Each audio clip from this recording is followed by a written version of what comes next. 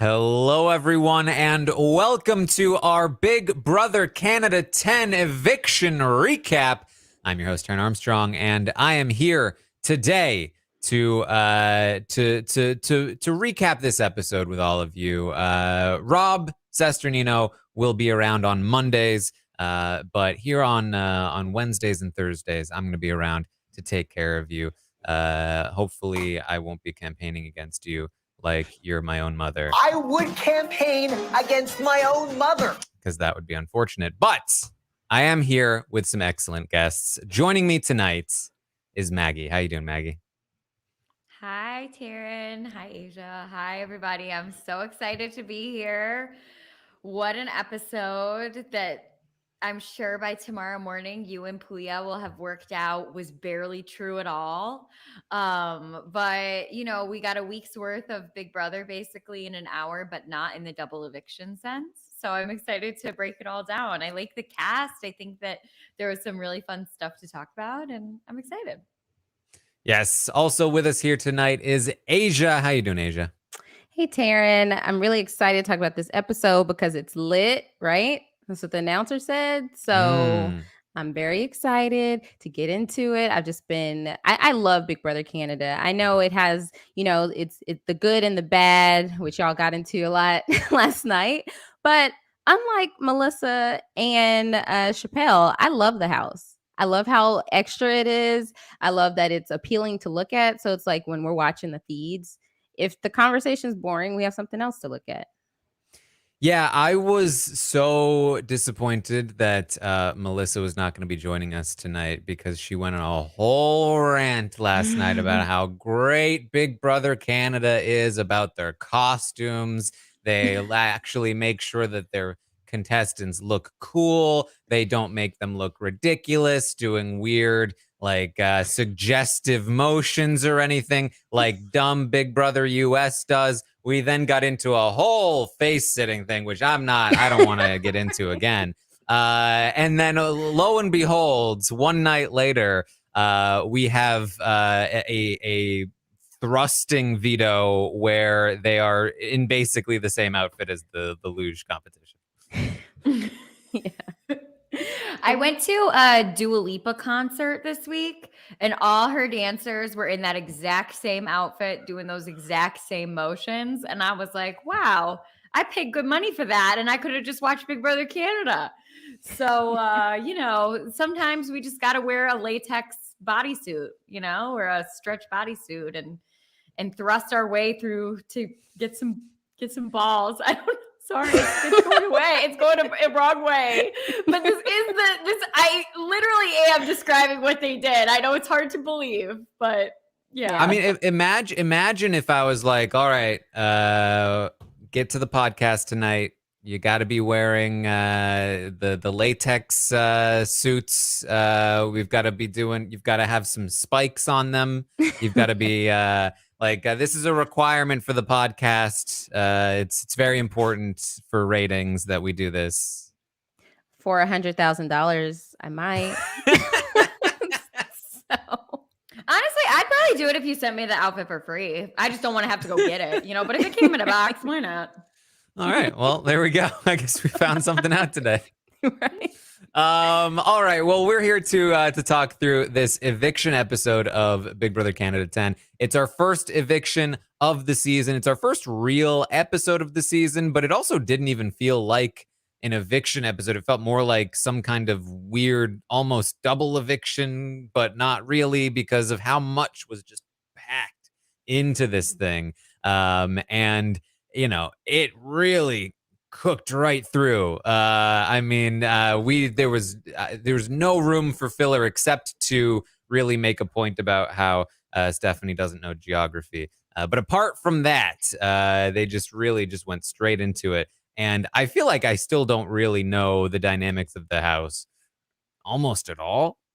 I don't know who half these people are. Yeah. I was like, Stephanie's like talking about geography. I was like, oh, jacey-lynne. Like, who are you? I as somebody who didn't draft, so I didn't study the video thing, and I listened to the draft podcast, but I listened to audio, so I was like, who is jacey-lynne? She sounds like, I don't know, a girl. So I, all of these people are there. Like some of the people competing in the veto competition, I was like, who is that? I could tell that Kevin was in trouble simply because there was a segment with him at like 15 minutes in. And I was like, Yeah. if Jessica wins the veto, this is the replacement because we're making a point to talk about him, Literally, that's what it came down to, was reading into who was on the screen. Because like you were saying, Taran, they were cooking, like they were going so quickly. So I was like, okay, at this point, it's whoever we know, because we have to, we think about how we consume a lot more of it than the casual Canadian viewer. And so I'm like, if I was just a casual sitting at home, I wouldn't know if they put up, Betty. It's like, wait, who's that? I haven't seen her on the screen. Betty is on my draft. Betty? When you said Betty, I thought you were making up a name. Me too. I was like, oh, she just made up a oh no, wait, there actually is a Betty. I forgot. It's a Betty.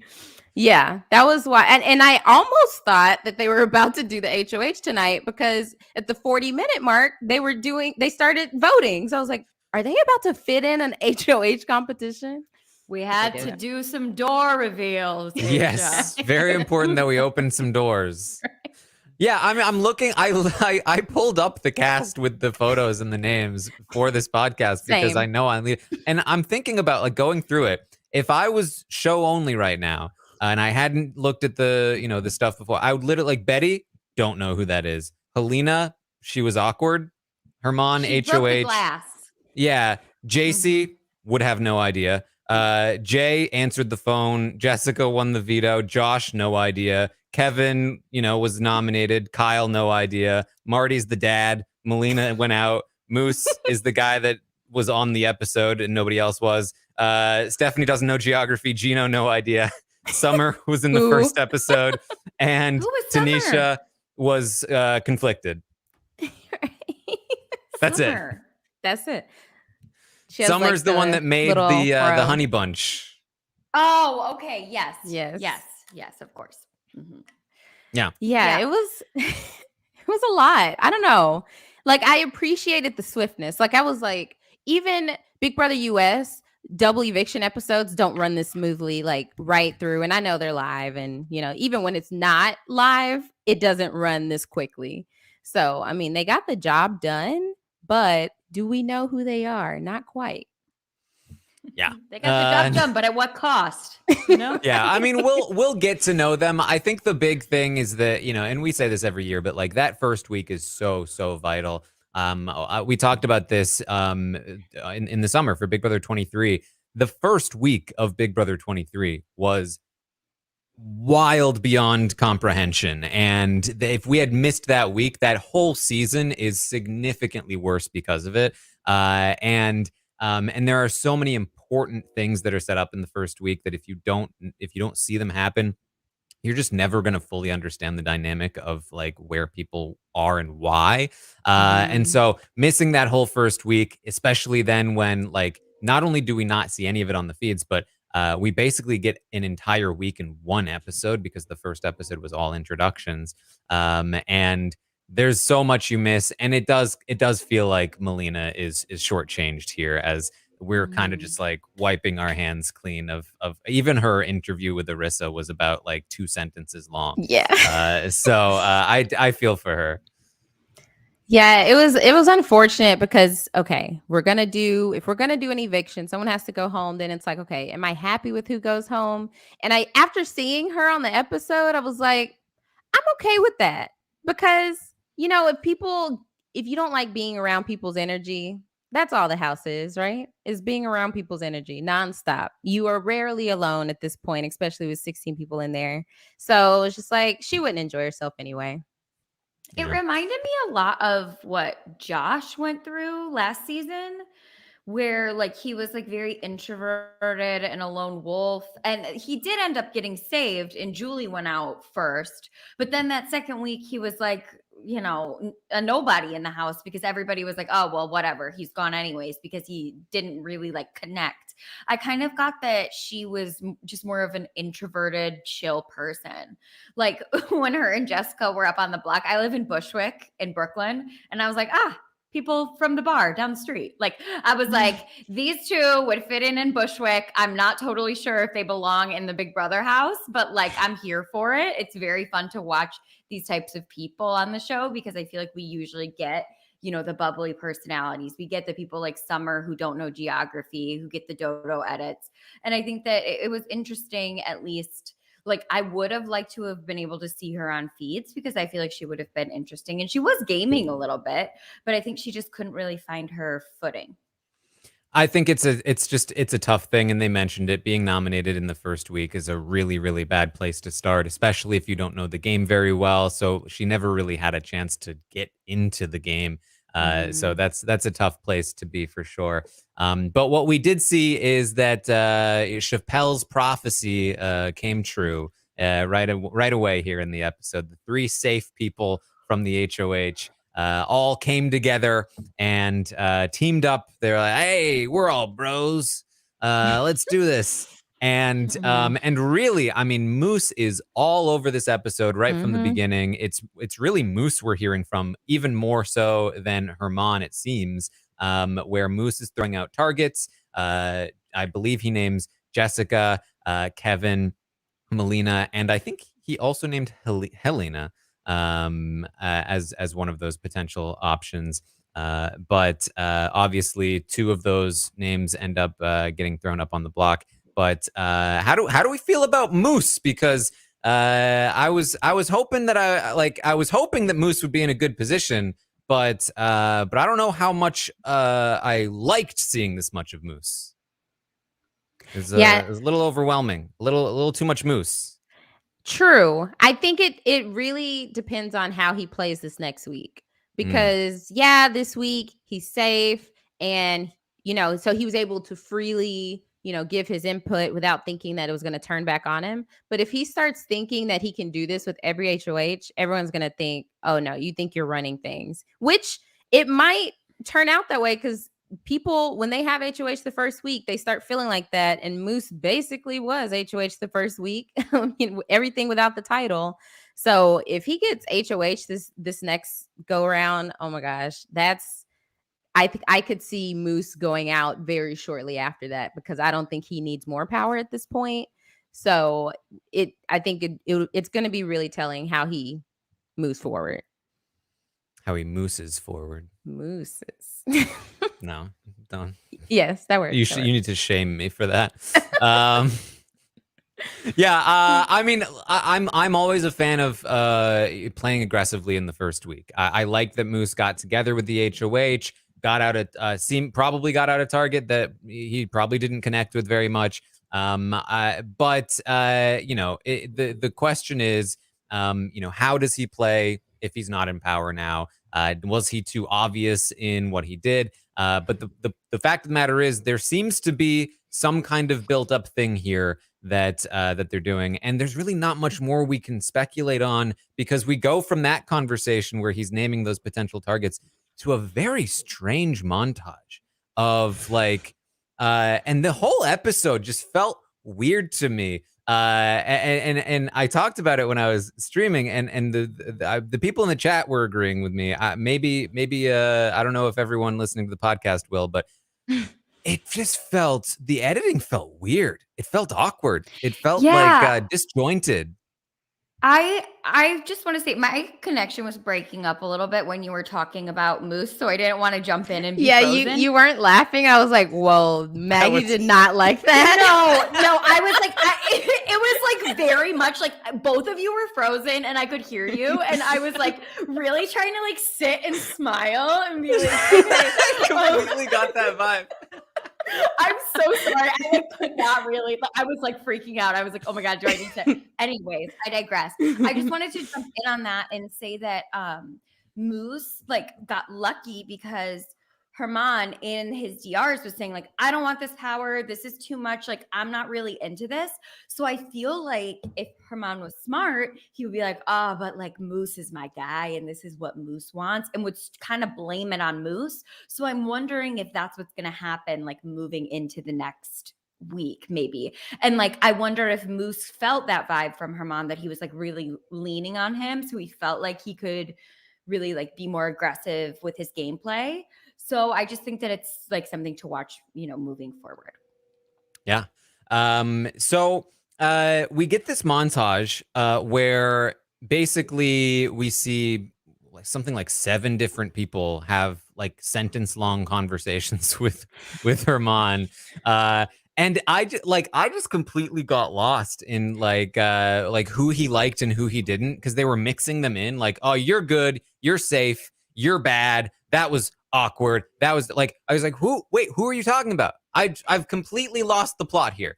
And it was like one sentence in the house, one sentence in the DR, one sentence in the, it's like, what?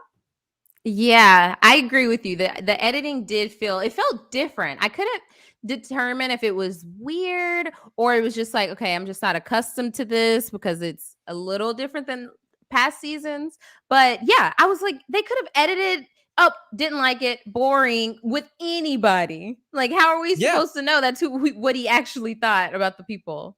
I think that's what it was. Uh-huh. Yeah.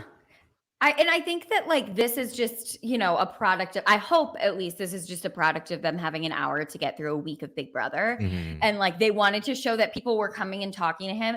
And then, they showed 30 seconds of the really awkward conversation that he had with Melina where she was like giving him nothing. But like it was very much like, I feel like he was just in the DR and they were like, why don't you like say some like catchy phrases about like what you think, and he was like, you get a car, you get a car, you don't get a car. Like they could have just recorded it felt like that. It felt like he just recorded like, you were great, you sucked, like, and he didn't even connect with who he was actually talking to. And so we run through this montage, and I think the takeaway we're supposed to have is that Melina did not do a good job, that Jessica did not do a good job, and that I guess Kevin maybe didn't do it. I'm not sure. I forget. But and then maybe maybe Helena did a good job. I think I'm not sure. But either way, it really just reinforces what Moose said, which is target these people that don't have anybody to watch their back. We also saw a clip that was released earlier in the day with Jessica and Moose, where they were talking about food. And this is, again, like the conversation just felt very choppy. And I'm not sure exactly what Jessica is trying to say here. But basically, like they're saying food is like a wonder of life. It's amazing. And Moose is like, like, unfortunately, I'm just not one of those people that cares about food. I've heard people say this all the time. Like, people are like, I just don't care about food. Like, I'd drink my food if I could. Like, those people exist. And then Jessica, in response to this, goes, nah. Like, slap me in the wrist, why don't you? Or something like what? Yes. It's so weird. I was so confused by that response. I have to wonder if maybe this has to do with, I was like, okay, I'm wondering if maybe this is because like Jessica was talking about like how much they enjoy food, and then someone's like, you like food? Like, I wonder if like that was perhaps for them, maybe it was like, it's the way you never really want to comment on like you're eating that much, like, oh my, like, whoa, you went back for seconds. Like, I wonder if they maybe perceived it from Moose in that way, which I'm not sure that like from the outside and the editing, like it was super awkward, but I was like, maybe that's why like they were a bit like, oh, okay, I guess I'm the one weirdo here who likes to eat. I don't know. Or maybe they were just trying to like fit into the narrative that like Jessica is abrasive. Yeah, I mean, given how choppy this was and given how much we know Big Brother Canada is funky with the edit sometimes, this could really have been it. Like, there could, like, for all we know, Jessica was completely justified in feeling like there was some offense given. But I would have no idea. From the perspective of the edit, it just looked really strange. And the thing is that the edit is going to portray Jessica like this multiple times throughout the episode to reinforce that like this is Jessica. And now the good thing is that the feeds are going to start at some point tonight. and we are going to get a sense of what we actually think Jessica is like based on what we see on the feeds versus an edit. So we won't have to speculate for too long here. But yeah, very strange stuff. And then we just quickly just run straight into the nominations. I was like, oh, we're here. This is the noms. Okay. Oh wait, we're skipping the lion conversation. Right, that was what didn't go well for Jessica. And I will say it wasn't great. I mean, exactly. But it was so funny. I was like, I'm loving this. This is what I want out of my big brother. Let's talk about lion facts and watch somebody like awkwardly squirm. Yeah. So he's like he's asking people who he thinks who they think he should put up, right? And now I would tell people if the HOH comes to you and says, who do you want me to put up? You don't say names. Like that's a trap. Like it's a rookie mistake. You give names, and then if they were planning to put you up in anyway, they're just going to use that against you now. They're going to say, guess who they said they were going to put up when I asked them. So obviously you can't say names, but you also can't be like, what are you talking about? I'm not going to tell you. Why would I tell you? I don't trust you. Oh my God. I love Jessica already. I'm here for them. Like, I'm ready for them to like, they're making me like, even now talking about it and thinking about it, I'm like giggling.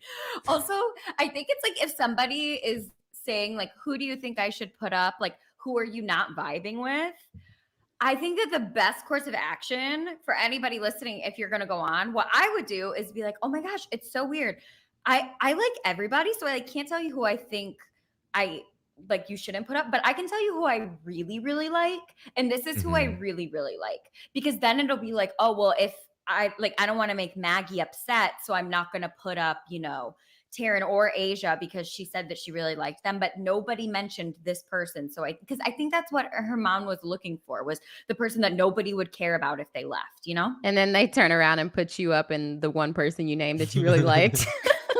Well, see, I think the thing you have to be like, I was just thinking about that, and I have no idea. Like, it's so hard. Like, I can't imagine being in your position. Like, everybody seems so nice. I think I've really connected with X, right? Moose, like a person that they like. And that you at least you do have some kind of connection to. Like, I definitely I've connected with them, and that's like it can be a very see-through thing, but especially in the first week when people don't really know how to play, like you can kind of get away with that sort of thing.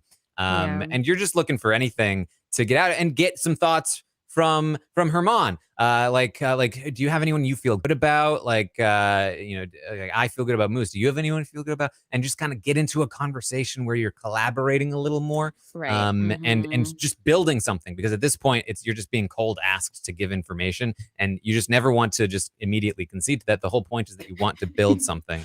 With sorry, I'm just saying, like, not talking about how like lions are actually docile 90% of the time, so that they can charge. Okay, so like that's so I think good. What Jessica was going for, right? Like they were like, or at least again, I want to continue to reiterate, the edit for Big Brother Canada is not only inaccurate most of the time, it actively tries to deceive you a good amount of the time. So when we're talking about this, take it with a grain of salt, given that there were no feeds. However, given what we saw, it looked like Jessica was thinking, this is how I'm going to bond with Herman. I'm going to start talking about lions. I love it. I was like wondering, did they think that it would be like Herman would be like, that is really interesting. Oh my gosh, I never thought about that. Like, it seemed like they didn't read the room. Yeah, I mean, good thing they didn't bring it up with Moose, right? Do lions eat moose? Maybe. Meese? Well, I don't think that they ever live in the same climate. Maybe bigger than lions. I don't know that they've ever met each other. Like, I'm not sure that mooses live where lions live. Versus. But I think that what Jessica was going for,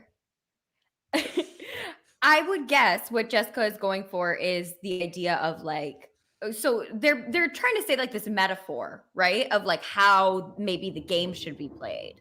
And I think that they like Jessica listens to the podcast. Like they are super into the live feeds. Like they are a gamer hardcore. So I think that they were like, like making like a badass point of like, where I'm like a lion. Are you going to be like a lion? Like, I feel like this is how we should play this. And Herman was just not picking up what they were putting down. Just not with them in any way, shape, or form.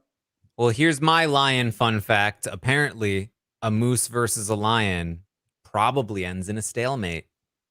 Why? Yeah, because mooses are really big. They are. They're big. They're strong. The people said that the lion would probably just give up, and they'd both end up surviving the encounter. So if Jess and Moose were on the block, they'd both stay in the house. I guess so. Canada saves them both. But yeah, my favorite part of this exchange is that when Jess is done with the whole soliloquy about lions and of course, like my immediate thought is like where's Anthony Douglas? Yes. Anthony would know what they meant. Anthony would be like, I'm picking it up. I'm picking up what you're putting down. Herman just doesn't have the vision. Yeah, they're like, it's you can't be on all the time, and then they go, I hope I didn't get too deep for you there, like, right. Oh my God, I love them. I love them so much. This is only reiterating how much I love them. That's like telling someone that, like,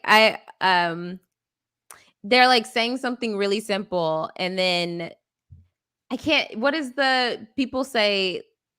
I can't even think of what people say. They say, if they're explaining something that's really complicated, but they don't think you understand, like, let me know if that confuses you. I can't think of the common phrase. It was on the tip of my tongue, but it's gone. But yeah, I usually just go with like you know what I mean? Yeah, right. I feel like that's the way to go, because you're putting it on yourself. Like, did I not explain that well enough? Because I'm an idiot. Exactly. But so good. So good. So it doesn't go well. Herman is later going to say that they just seem too gamey, Jessica. It's they just seem like they're talking about lion gamey metaphors for the arc of their game throughout Big Brother Canada. Yeah. So we go straight into the nominations from there, and it's over before you even know it. I still prefer this to BBUS. I say this all the time, but saying my first nomination is my second. It's just so dumb. So I appreciate that my first nomination is Melina. My second nomination is Jessica. And so we go straight into it. They're nominated. And right away, it's not looking good for Jessica. And I have some amount of rooting interest here, just because I know that Jessica is a big fan of the game, and I don't think that Melina is. And I'm like, I don't want Jessica to go out in the first week before there's even any feeds or anything like that. That would suck. So like, there's something there, but I think that if I didn't have that or care about that, I'd really just be like, I don't know, this is the lion person, and who's Melina? Okay, nope. But then we get the best scene in these past two episodes, which is Jessica extending the olive branch to Herman. And let me tell you. Yeah. When they did that, I was like, this person has to stay on my screen for the rest of the season. This is the person that I mean. This is my person. I am putting all of my stand-up into this person. They are amazing. And let me tell you, I think truly in my heart of hearts, I wonder how much time Jessica spends around just very straight men. Because I feel like Jessica was talking to him just like a person, and not like a straight man who's in charge, where if you're no, but I'm serious. Like, I know that I might sound, but I'm serious. I think that they're if you are a woman or a non-man, like there is a way that a man in charge likes to be spoken to. And I just feel like maybe Jessica works for themselves. They are, I just think that maybe they just didn't realize the way that Herman might want to be approached. There was zero attempt to cater to the ego here. Yeah, exactly. That's what I'm trying to say. Reading the room. They did not read the room. It was very I was on Twitch and we saw the scene of Melina talking by herself and she bonds with Kevin. And then we see Jessica saying, I wanted to extend an olive branch to Herman. And I was in the middle of saying, like, I'm really liking this from Jessica. This is exactly what you should be. You should not be doing Melina, by yourself. You should be talking to the HOH, trying to resolve the issues, extending an olive branch. This is great stuff. And then they started speaking. And I was like, oh, never mind. I was like, never shut your mouth. Never shut your mouth ever again, Jessica. Give it to us. So they're like, hey, I just wanted to know, like, why. I wanted to clarify, like, why I am nominated, like, what's going on.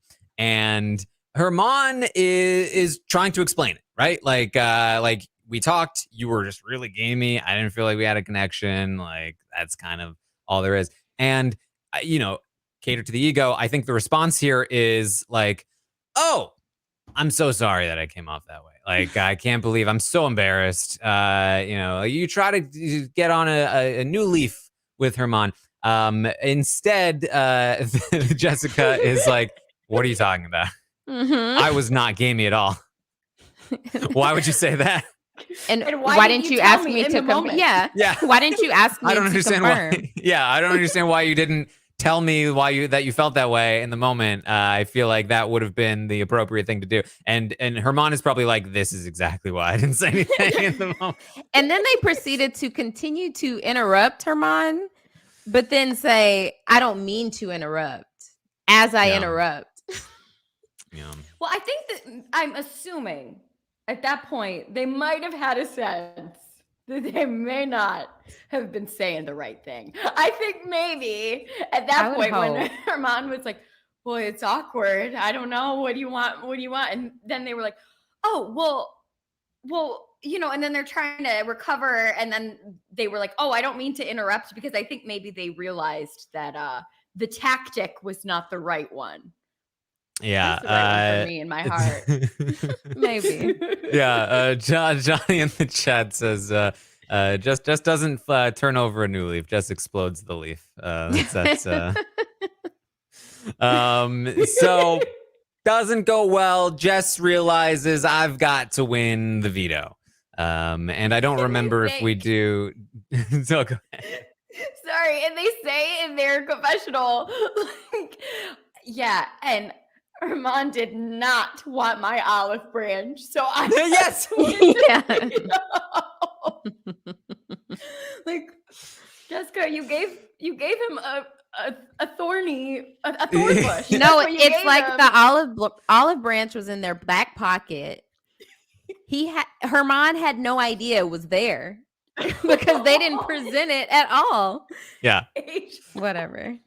It was like they threw a rock through his window with a message of like, "Hey, can we chat?" And then when he didn't respond with another rock, they threw another rock like, "You suck for not chatting." Like, I have an olive branch right here. Why don't you understand? Oh my god, that is hilarious. And again, I'm sure that when we get Jessica on the feeds, they are not this caricature of them that they've made. But if they are, oh, this is my favorite season of Big Brother, maybe ever. I'm ready. So I don't remember if this was before or after the veto, but it doesn't really matter. We also get a scene with Moose and Stephanie, and this was a very sort of like this really vindicated me, I feel, because I've been getting a lot of crap from last night when I called Regina, and that Even though I did explain where it was geographically, I have so many people continuing to tell me as if I'm Moose that it's not on the coast. And so many people, Americans. These Americans, they don't even know their neighbor's geography. And then in the episode this very night, a Canadian is like, I just learned that lakes are a thing. Bad. I was like, what? And then they were like, the oceans. I didn't mean the lakes. I meant the oceans. And I was like, okay. I do want to defend you, Taran. Calling it Regina. Maybe you're just not trying to get a bunch of jokes on the internet. Oh, yeah. I will say correct pronunciation. Very much. Because I've heard Regina before. I knew that there was a Regina. But if I see the word, I am not going to default to that one, because I'm like, if there is ever a Regina out there and I call it a Regina, that's way worse. It's way worse. If I'm taking that 50-50, I'm going the other way. Yeah, you got to make sure you're correct when speaking of Reginas. Yeah.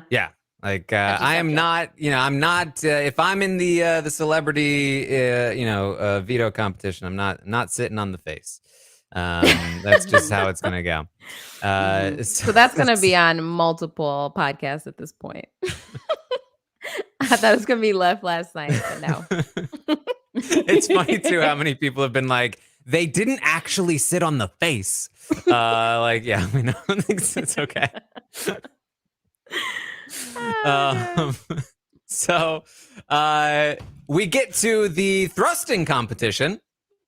And was I wrong? Was it the reason for the thrusting that they put like a spike on the suit?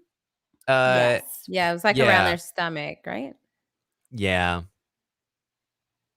Their belt. Yeah. It was like I think we know where it was meant to be. Yeah. It's this is wild. They're really going for it here. I felt bad for these contestants. I don't think it's as bad as the I don't think it's as bad as the banana one. Sorry. I think I froze again. No, Am I back? You're good.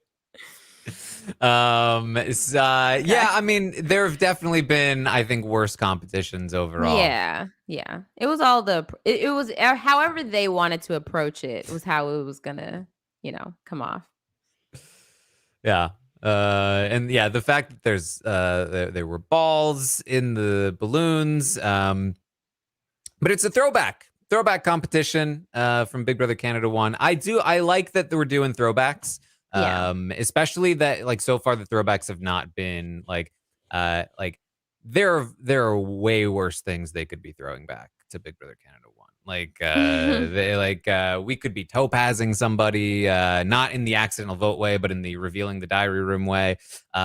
We could be Canada's vetoing things. Is all kinds of terrible stuff from Canada's past that we just want to bury. I really go ahead. Sorry, go ahead. Oh, I really like that they're doing this because I've only seen all of the Canadian seasons once, and we're like the US seasons I've seen multiple times. And so it makes me want to go back and watch so I can look forward to certain things. Like, of course, we're expecting the letters, and it's like, okay, what else are we going to get? And it's a guessing game, Yeah. For sure. I haven't seen the first season. That's the only season of Big Brother Canada I haven't seen. So last night when you're talking about Suzette with the phone, I was like, oh my gosh, this is lore I haven't even explored. I started watching Big Brother Canada on season 2, and that's what got me completely hooked. It's one of my favorite seasons of Big Brother ever.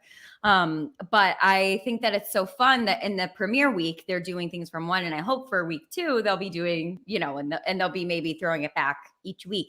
And I think that it's interesting that the show now has been on long enough that we haven't, I mean, it could be different, because we haven't gotten feeds, but not a lot of people are talking oh, this is a throwback to season 1 because it's now 10 years ago.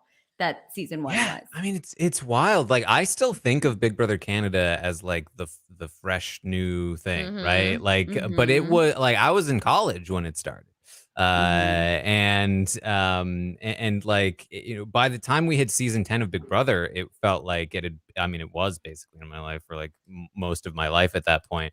And so it's very strange that we're already 10 seasons in. But here we are, and there are 10 weeks in the season, so I do think you Oh, that's can very awesome. easily Yeah. go, week by week doing throwbacks. So, should be fun. Yeah, the problem though is time is a construct, and I always feel like I was only in college a couple years ago, but next year it'll be Yeah. 10 years since I graduated from college. So it's just like, Right? what is time? No, Aysha, Yeah. because I'm like, yeah, I'm 22. I am not anywhere near 22. But in my head, I'm like, yes, I'm 22. I have so much time in my life. Yeah. Mm, I'm so yeah. young. Yeah, look at that. Nobody ages. Doesn't happen. Especially not Especially you, the not in robot. COVID. Yeah. So it's gonna come down to a puzzle. I will say again, I thought this was a pretty good competition. I think that obviously, if you're athletic, you're gonna have some kind of advantage popping the balloons. But it all really came down to the puzzle. Again, very Survivory. That's always been how Survivor has leveled the playing field in their challenges, is they just always throw it to a puzzle at the end. And so Dude. Wait, sorry. I just have to interrupt because Rob and Josh Wigler, maybe on Evolution of Strategy, started calling the puzzle the great equalizer in Survivor.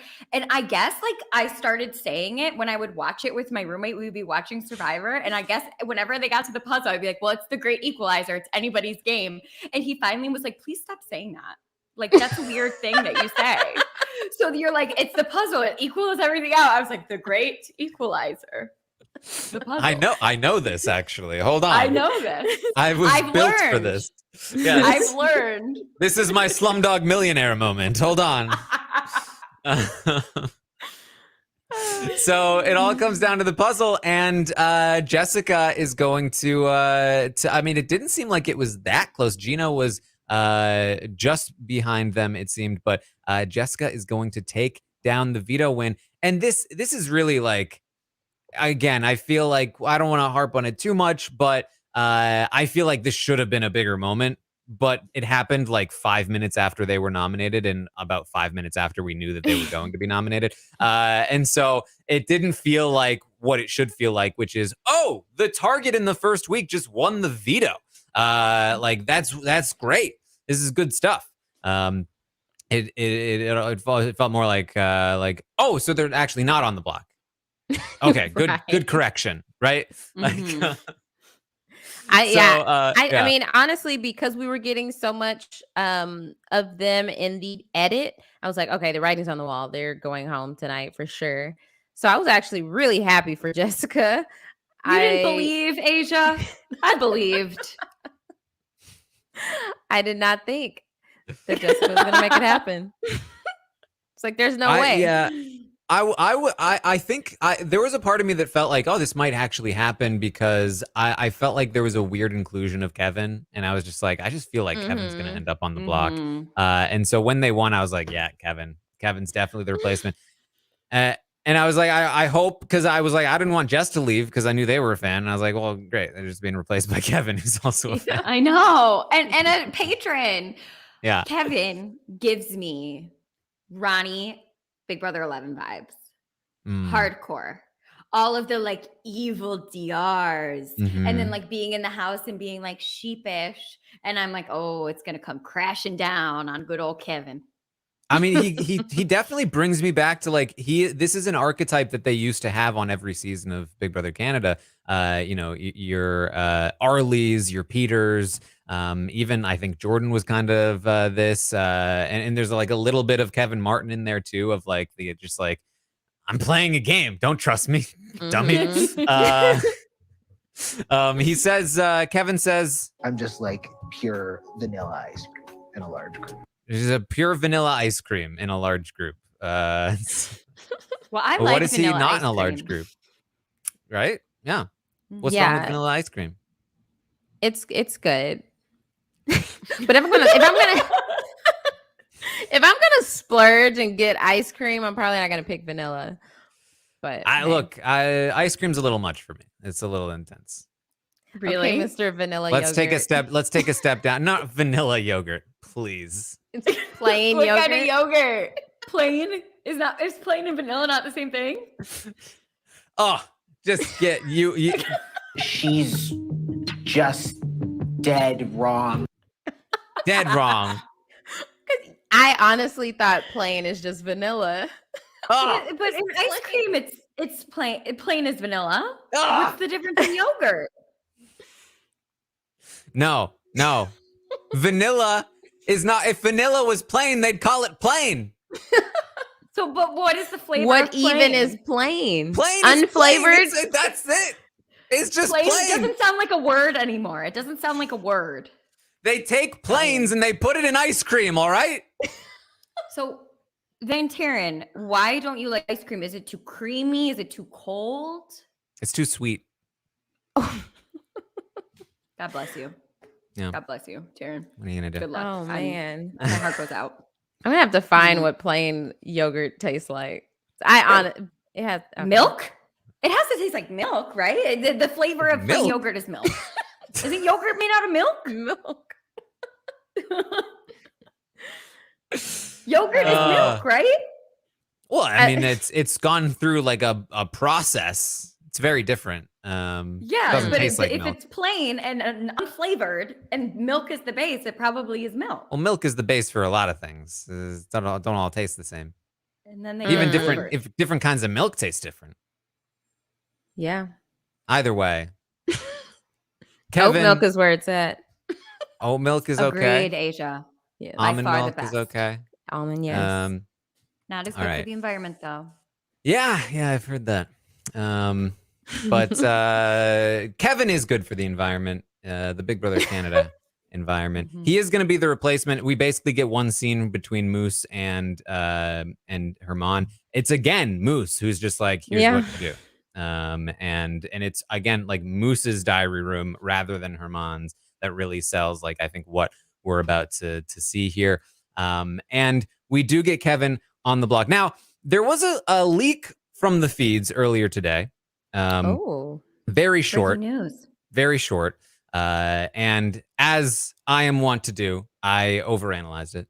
And in this very short scene from the feeds from today, there was a conversation happening between Herman and Moose in the kitchen, and they were talking with either Gino or Josh, I'm not sure. And they were talking about like, oh yeah, we'll do that after the show. We'll hang out. We'll be bros. It will be fun. And somebody else was like, oh, can I go too? And they were like, yeah, of course. And then Herman goes, oh, and Kevin, you can come.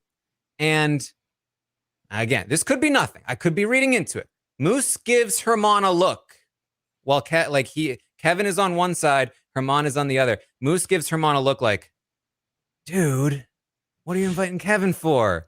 And then turns around to Kevin like, oh yeah, Kevin, of course you can come. So I don't know if Moose likes Kevin. That's my overanalyzing. We'll see when the feeds come on. But that's part of why I was feeling like Kevin's going to be in some trouble here.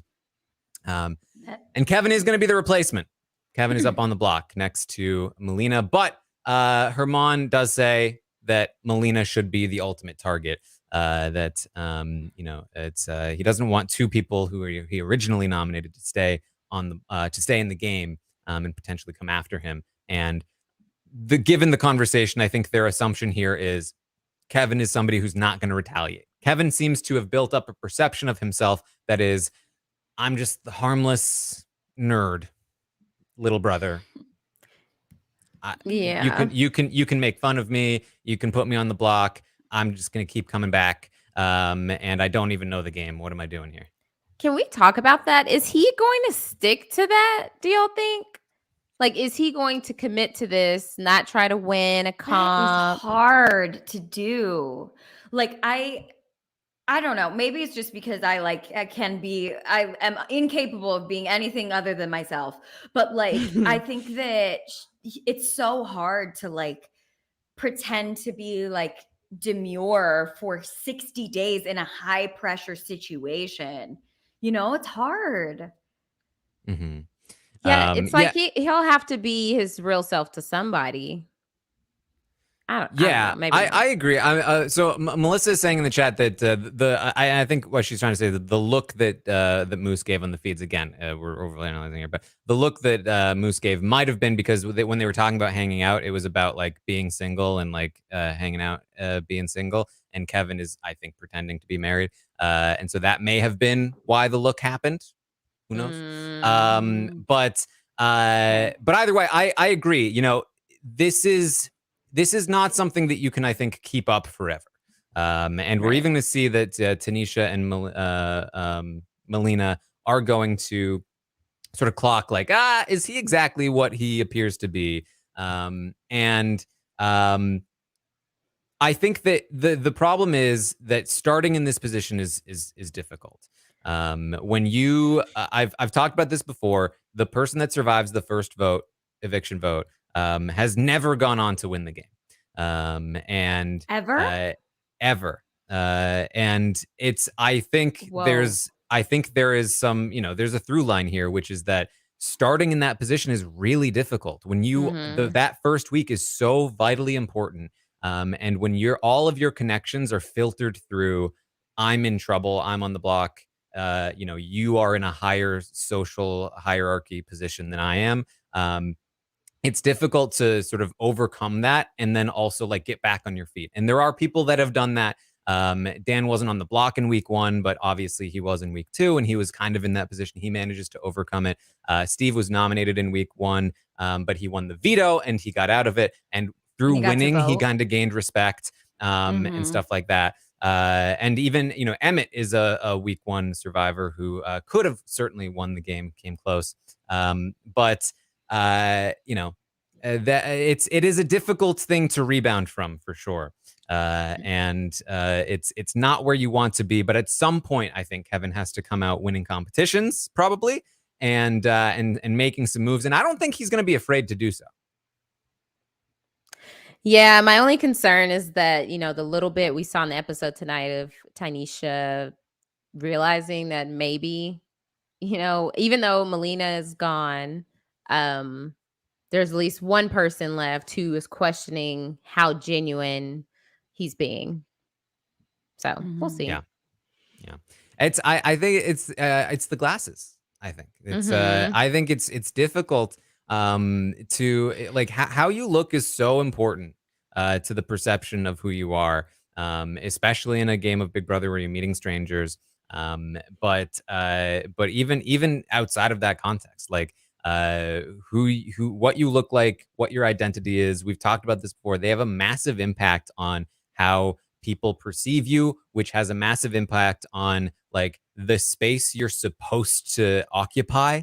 And you know, I think even just the addition of something like putting some glasses on really helps sell a story that Kevin probably doesn't want to be sold right now, because it seems like he's trying to downplay his intelligence. But it gives people the perception that, like, even if he seems like he's not super smart, he could secretly be super smart. Have you seen the glasses? Right. I saw a guy on TV once who had glasses who was very smart. And Kevin has glasses. Maybe he also is smart. I bet he can read. No. Otherwise, what's even the point of them? Right. That is so true. All right. So we've squeezed this episode for all it's we worth, have. Right, guys? We have. We're just like we're at the drips. We're wringing the towel out, the drips of water. Yeah, we've squeezed it out like vanilla milk. So somebody look up how plain yogurt is made and send it to Taran, because I'm pretty sure it's like milk that's cultured. Yeah, it doesn't taste like milk though. Okay, but that's it all tastes it is. like yogurt. And we don't need to get into this again. Rob hates food on podcasts. We're literally like being blasphemous on his network. Now let's talk Like, about stew. does the wine taste like grapes? Probably not. I haven't tried A it, but I little? assume not. A little. Yeah. Oh my Kinda. gosh. I have a whole wine rack. Cool. Anyway, we're gonna see a conversation between Melina and Kevin, and I loved this scene, and I loved the sort of like montage that came from it, because it felt very much like here is somebody who is new to Big Brother. She's on the block, and she's just trying to bond with another person that's in a similar situation. She's like, this might give away my game, but whatever. And I'm just like, oh, you poor soul. Like, this guy is definitely not going to keep the secret. And immediately he proved me right and made me very proud, because I love this attitude from him in the diary room. Like, oh, Melina, she thinks she can trust me, but She's just dead wrong. dead wrong. And he just throws her all the way under the bus. It's beautiful. It also doesn't help Kevin that he wears glasses and he sort of speaks like from this part of his face, like, you know, like people, their voices resonate, but he like really resonates like through his nose. So like he wears glasses and sort of speaks through his nose, and you're just like evil mastermind, you know, like that for Has to sure. be. I feel like I would be like, this guy, man, he's very forward, talks forward. I don't know. But yes, I think that it was hilarious that he was like, well, get to work tossing her under that bus. Yeah. And you know, I'll say again, like, Big Brother loves these kinds of edits, and it would not surprise me if we had seen the feeds that we would have rolled our eyes at this edit, because nothing he did made any difference, and that they were always going to vote out Melina and all of that. But it was still, it was something in an episode where we got very little in terms of like actual stuff to watch. And at the very least, I loved the attitude of just like, of course, I'm going to do anything I can to stay in this game. It's an attitude that I really appreciate when the players bring it to the game, because it just makes for better TV, as I think we saw. So we see him going around throwing Melina under the bus. You know, like playing up this character, like, oh, you're my favorite person in the house, Tanisha. And then Tanisha is feeling conflicted, and she goes to Melina, and that's when they discuss that, you know, maybe there's something about Kevin. But we also get Melina describing, and this is the most information we get about the house structure, and it's from the person leaving.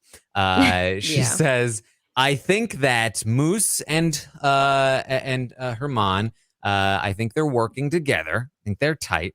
They've got Kyle. They've got Gino. They've got Steph and Jace. She calls her Jace, which I really hope sticks, because if I keep seeing JC, it's going to really confuse me. And that seems like, okay, that's a group. I don't know. I can't remember if she named Josh, but I would assume that Josh is involved somehow in that. And if that's true, and it's probably not, because she's not in the know, right? But if it's even close to true, then there's probably some kind of majority that has to do with Moose, Herman, Kyle, Gino, Steph, Jace, probably Josh, and you probably also want to throw in Tanisha, given something we'll talk about when it comes down to the voting. But that's probably the majority. And then even the votes kind of coincide with this a little bit. You see Jay and Jessica both voting out Kevin, implying that they are perhaps not in the majority. And I believe in some of the interviews that have come out already, that Marty has been named as somebody that Melina did not think was in the big group, just kind of following along for now.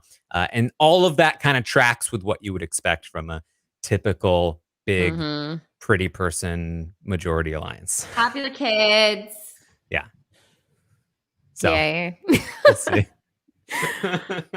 So obviously we know who we're rooting for HOH. Someone not in that group. Jessica. I mean, come on. Jessica so far, they Imagine. came very close to winning the tossing HOH thing. Then they did win the puzzle veto. There's no reason to believe that they won't be a contender here in the this HOH. The one And I on guess Jessica. we didn't right. I guess we didn't really get like where Summer is in all of that. Like she I don't voted think the Summer right was way, in the but episode. yeah. Did she vote?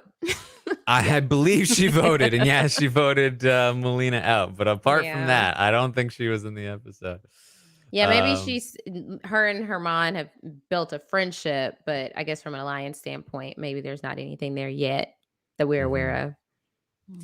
Yeah. So that, I mean, that we pretty much go straight into the vote from there, I believe. And we do get the I believe it was 11-2 vote. The way that Arissa read it too was like very like 13 people voted and 11 of them decided to vote out Melina. You are like, it was like, this is a very strange, convoluted way of America's Next Top Model. I Yes. had 13 models before me, but only 12 photos in my hands. It's like, Kevin, you're saying. So there was something, though, worth noting in the voting, which is that 3 of the people that voted, they did a little signal, a little hand signal. Yes, something people were saying that means that maybe they have ice in their veins, or you know, I don't know, maybe What they're the just giving kids up. do on TikTok. It's so It means ice in your veins on TikTok. there you go. On It TikTok, started with basketball player D'Angelo Russell. He does that when he makes a shot. And then it transferred over to TikTok to now they sheesh. I feel there's a guy on American Ninja Warrior that was ice in my veins. All right. Wow. So 3 people. They were Gino, Tanisha, and Kyle. So the implication here is that there's some kind of secret alliance that includes at least the 3 of them. Now, especially for the first vote, it does not mean that they are the only people in this alliance. The Sunsetters, for example, like only half of them did the signal for like 3 weeks, and then finally the other half did after the alliance had like crumbled already, basically. So like for all we, yeah, Kevin Martin did that signal in season 3, and he was the only one. Yeah. This, Fortress is better than Newport. Let's all be honest there. But yeah, it's certainly there could be more people in this alliance, but we know for sure that these 3 are in some kind of alliance, and they seem to be connected to the majority for now, at least as well. So we'll see where that goes. I don't know that any of the 3 of them mentioned being like huge fans, which is kind of what you'd expect with some kind of like signal ready to go. Kyle knows us. Kyle knows we would want that. Does he? Do we is another question. Like, I don't know if people love the signals, the super fans. But I think that it's the like telling you in a secret way what I'm doing, audience, you know? Yeah. So that's worth noting, and then we get again like a 2-second interview with Melina. Even like once Arissa reads the votes, they like cut to her already upstairs, and then they like cut to her like out the door. I was like, whoa, we are really cutting seconds here. What are we cutting all of this for? What could they possibly have at the end of this episode? We have some doors. Let's make a deal, baby. Some doors. Behind each door is a cash prize, $500, $2,500, and $5,000. It's for the person who survived the block. And I don't know about you two, and I don't, maybe this is not going to be the same every time. I certainly hope not, but I could care less how much money Kevin gets, whether it's 500 or 5,000. I think though, realizing like that this is not Big Brother US money, this is Big Brother Canada money. Like $5,000 is half of the second place prize. Fair. Like I was like, oh my, if he gets $5,000, like he's gonna be the 3rd highest earner on the season. That's crazy. But sorry, Kev. Better luck next time. Yeah. Yeah, before Arissa said that they were all cash prizes, I thought one might be HOH. And I was like, that would be a huge deal. And they could try to game it by saying, okay, let's put somebody on the block so that they could, have a chance at it. But if it was all cash, I assume that in future weeks there will be different prizes. And I would also assume at some point there's going to be some kind of like twist or advantage included in this. Maybe a slot pass. Slot pass, like a veto, even, right? Like, Yeah. like something. Ooh, yeah, that diamond or the blood veto or whatever. The blood veto. Because I assume what they're hoping for is that people will be a little riskier about like, maybe you could put me up. I'm safe. Don't worry about it. Then I'll get the thing at the end, and we'll keep it from other people. It could theoretically inspire some risky play there, but we'll see. We'll see. Anything else from the episode? I liked how he opened all of the doors. Just to make sure they're like, okay, I did 500, but were the other ones really there? Because Arissa was like, oh, okay, thanks, Kevin. That gives off Ian energy of like him pulling out the veto bag and like dumping all the chips out and like making sure everybody's chip is in there. Yeah. Very fun. Yeah. Anything else from the episode before we actually, the feeds have come on and we do have some spoilers for you. So you can stay tuned for that. Should be exciting to speculate about. But anything else from the episode? I think that's it. I think we did it. All right. Well, if you're leaving us here, we will be back Monday night. Rob will be here and we'll chat through the Monday night episode. But don't go away. You want the spoilers. I will, of course, be live tomorrow morning with our first live feed update of the season. But in the meantime, we are going to run through what we know from the feeds. And at some point, I'll find my spoiler song in the soundboard, but I'm not sure that I will be able to find it. Maybe it's in this folder. I don't know. We'll never know. Just play. She was dead wrong. All right, that's over and over. Yeah. Of course, I've got that one queued up and ready to go. I need a pancake. I need a pancake. All right. That's what we got. I can't find this. The Office of Civil Defense has issued the following. The Office of Civil Defense has issued the following message. We got this is a spoiler. Warning.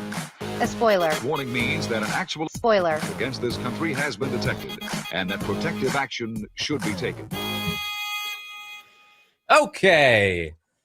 So, I've said it before. I'll say it again. When we talked to Arissa, she told us we're looking at the competitions. We're trying to make them more fair. And it seems like that is continuing to work because our new HOH is Marty. Marty! Marty. Yes. Yes. Obviously, we have no idea where Marty stands. He voted Melina out. According to Melina, she saw him as somebody that was not included in anything big that could theoretically be somebody that the people on the outs, specifically Jay and Jessica, could potentially pull in. Whether that's true, we will have to find out. Melina, I don't think, for all we know, Melina has absolutely no idea of the true goings on in the house. For all we know, Marty is already part of some kind of majority as either as like a major part of it or as somebody like he's under their wing or something like that. I don't think we have any real indication of what he may do, but I do think that at the very least, this is giving the potential for something to happen. Either he's going to, make his own move and kind of shake up the house, or the majority is going to have to kind of like wrangle him in and get him to do their bidding, which is kind of what we saw in week 2 of Big Brother Canada 9 with Austin. So we'll see. I have no idea. I don't think he was in the episode, so I have no idea how he's playing at all. Yeah, I'm nervous that they're going to try that. They're going to try to wrangle him into this big alliance and act as if, what if we create this alliance with this person and this person? And they're acting like they're forming it for the first time. And then he's like, okay, well, this is my chance at being with the majority. And then he's at the bottom of the totem pole. So, yeah, I'm excited to watch Feeds tonight. It'll be a good time. Again, make sure you tune in tomorrow morning, 11 a.m. Eastern. I will be live with Puya. We'll talk through everything we find out about Marty as an HOH and what he may do as the HOH. Hopefully, we'll have some kind of idea of what the structure of the house will be as well. And we'll hang out. We'll have a good time. Again, we'll be back Monday for the next episode. Not Sunday, but Monday is the next episode. It's on at 7 p.m. Eastern. So a little bit earlier than it may normally be for the U.S. seasons, but it'll be good, Maggie. We'll hang out. What? Did you say my name? It's like the hearing went off. Yeah, Oh. it's we started talking about vanilla again, but I don't know if you The plain listening. yogurt. No, Yeah. I was listening. that was like I called on you in class. Like, Yeah, that's how I feel right now. I'm like 26 years old. I feel like I just called out for not listening. I was listening. You're like, right, Maggie? I gave it to you because I thought it seemed like you had something to say before, but I think I took too long in my explanation. Yeah, you did. Yeah. Why you claimed me? You just lost it. I'm very embarrassed. I was paying attention. I can't wait for the live feed update tomorrow with Puya. Yes. I can't wait to see who you have on the round table. I hope it's the beautiful Aysha here. I'm very paying attention. I overstayed my welcome during Celebrity Big Brother. No. Aysha will be back for the round table for sure. But yes, we'll have the round table Tuesday. It'll be the first round table. We'll rate the players for the first time and we'll get the stock watch going. That should be fun. I'll be back on Twitch after this podcast ends to hop on and watch the feeds with all of you live and give my reactions as we discover things. Hopefully it'll be a fun night. And make sure you subscribe to the channel here on YouTube if you haven't subscribed to the YouTube channel already. There's lots of good stuff we put out here. Or subscribe to the podcast feed. We have a Big Brother feed that has all of the Big Brother content that you might want. So those are good places to subscribe or follow on Twitch, whatever it is that you prefer. And you can find me on Twitch, twitch.tv/Taran Armstrong if you want to hang out tonight or during any episode. I'm live watching the episode with all of you. Also playing some games with people and all kinds of fun stuff there. Find me on Twitter at Armstrong Taran. I'm talking Raised by Wolves on post-show recaps. Lots and lots of stuff. You've all heard it before. Maggie, what are you up to? Yeah, I am finishing up the Real Housewives of Salt Lake City podcast with Jacob. We have 2 more parts of the reunion. So that's coming up this weekend next. And then that closing week of Real Housewives, Kirsten and I are going to start again for the new season of Temptation Island. Season 4 is starting. So that will be in the Hot Dummies on Islands feeds in your wrap-ups. Super excited about that. And what else? You can find me on Instagram and TikTok at @MLMorgan_. All right. Aysha, what are you up to? Yeah, so everybody go subscribe to the Love at First Sight feed. Rob has a website.com/First Sight feed. I'm podcasting with Jason Reed about Married at First Sight. Every week, we're talking about season 14 right now. It's a really good season. We had some awesome guests. And then I'm also talking about Love is Blind with Mary Kwiatkowski. And we are talking about Love is Blind season 2. We've had some great guests. And we are going to be talking about the reunion this weekend once it drops tonight. So very excited about that as well. And the Married at First Sight podcast will be out tonight as well, or tonight or tomorrow. It'll be in your feed. Just subscribe and you never will have to guess. You'll see it in your feed when it's there. I'll also be joining Taran and everyone else on the Survivor 42 draft on Sunday. So I have to do my homework and prepare for that. Because last time I had Shan right there in my grasp, and I went for Nasir. So I'm trying to make sure nothing like that happens again. Nasir was great, but you know, you Those want are to two pick the iconic winner. people. Yeah, Mhm. True. So Who had um, Evie? oh, I think it was Chappelle. It might have been Chappelle. I just think go it was listen to Chappelle. that podcast.